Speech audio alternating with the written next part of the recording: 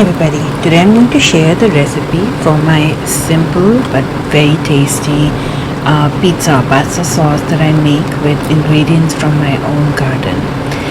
I put in a little bit of oil in my Dutch oven pan since that actually helps with stewing or boiling stuff. So I chop up some garlic, then I add some dried red chilies. I am Indian, so I do like my pasta to be on the spicy side. And I saute the garlic and the dried chilies for a few minutes. This is a sped up video, so what you're watching is in fast motion. In real life you have to do things a little bit slowly.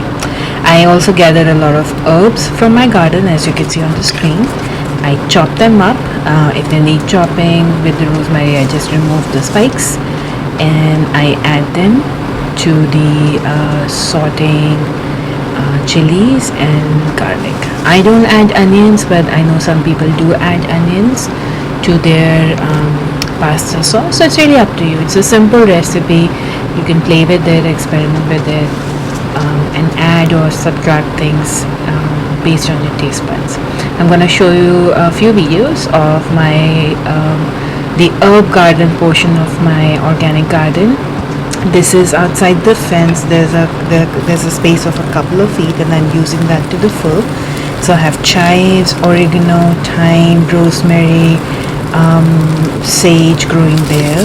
And whenever I'm making fresh pasta or pasta sauce or any Italian dish at home, I just go downstairs and I harvest a few sprigs of each of those herbs. I love this time of the year when the oregano goes to flower, because those blossoms, half open ones, actually taste really nice. They're not as strong as the leaves, and they still have like pungent aroma, like fragrance of oregano. So I take liberal amounts and I add those chopped up into the pasta sauces.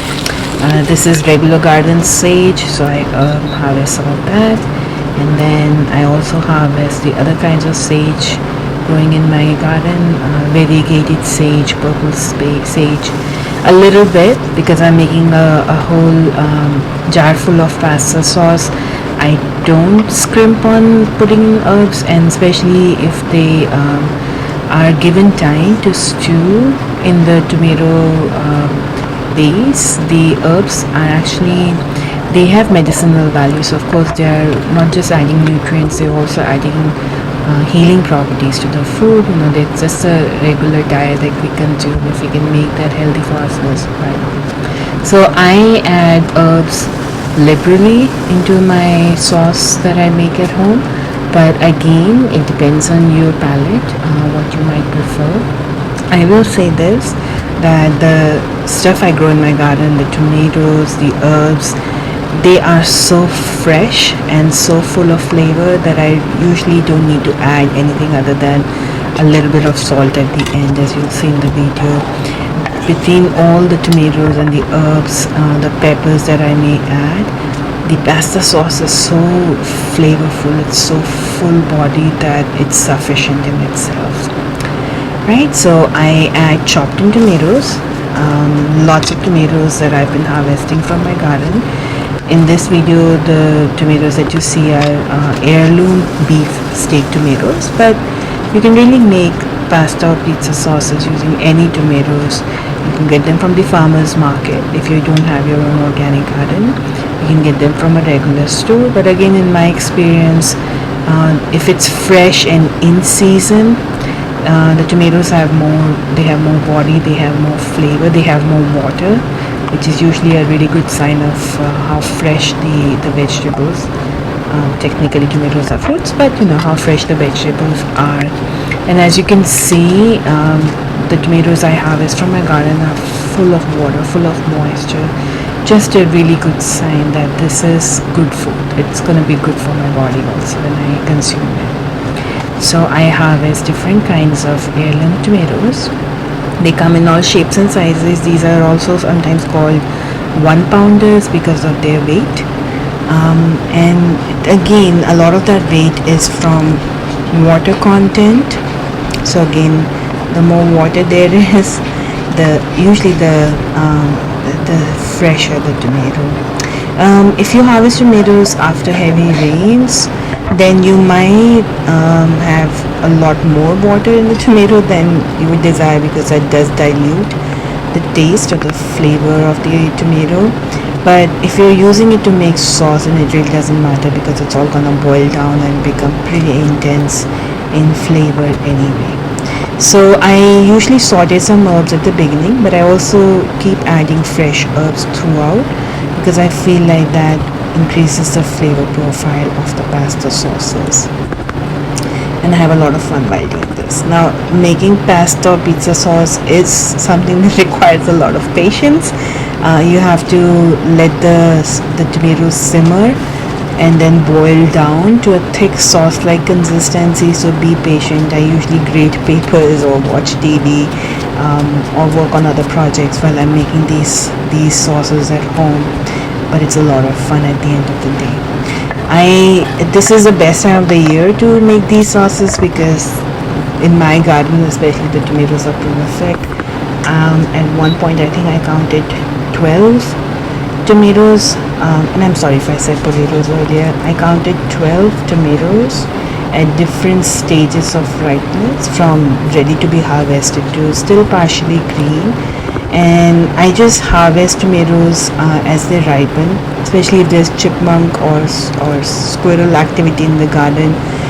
I try to harvest them a little bit before they're really ripe, because if I don't, then the chipmunks and the squirrels will get to them.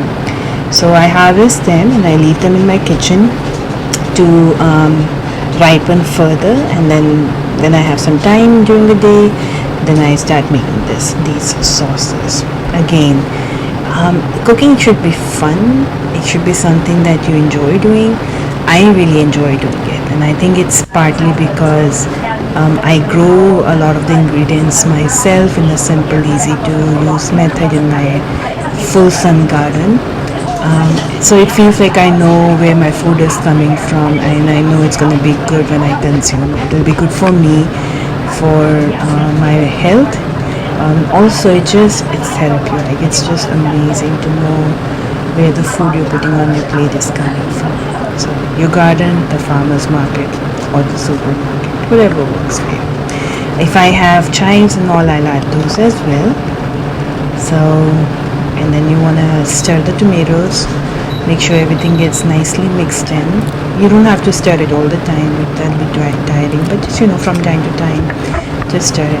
If you're using a heavy duty bottom pan, so I use my Dutch oven basically to make pasta and pizza sauces, and you don't need to stir your tomatoes that often. If you're using a pan with a steel body or a lighter, like a thinner bottom, you might have to do more stirring. So again, a lot of it depends on what tools you use to make these sauces at home. I also have cherry tomatoes in my garden, so I add a lot of the cherry tomatoes, yellow cherry tomatoes and zebra cherry tomatoes.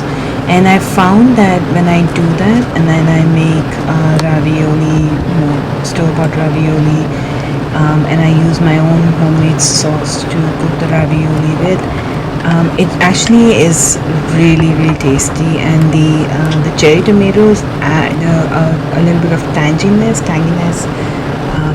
the deeper profile, flavor profile, and that's just so good, so good.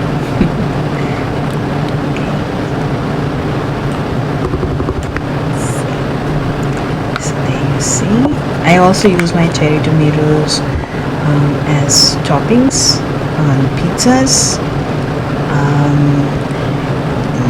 Again, it depends on whatever is growing in the garden. I've also used nasturtium leaves, chopped up in the pasta sauce, chopped up along with basil, and sprinkled on top of the baked pizza. Also, sometimes I'll add the nasturtium leaves along with the onions and the peppers as pizza toppings. So I just do a lot of experimenting, and every time it comes out a little bit different, and it's amazing. I love it. So once your pasta sauce has boiled down to almost 1/3 of the original quantity, and it's nice and thick. You can start, you can wait for it to cool down a little bit and then put it in a jar where you can use it. Like I put the jar with the pasta sauce in it in my fridge for using for the next couple of weeks. If I think it's gonna be longer than that, then I actually freeze the sauce also. So that's it. It's really simple, and I hope you enjoyed watching this video. Thank you so much for watching.